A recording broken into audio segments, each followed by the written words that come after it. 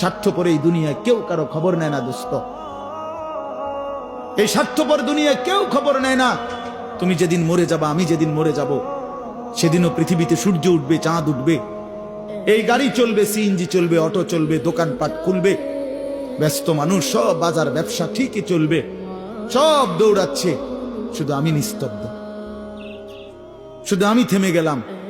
আমার হাত আর নড়ে না, পাও আর নড়ে না, আমার আর চোখ খোলে না, আমার আর জিন্দিগির কোন স্পন্দন নাই। এরই নাম দুনিয়া, এরই নাম দুনিয়া।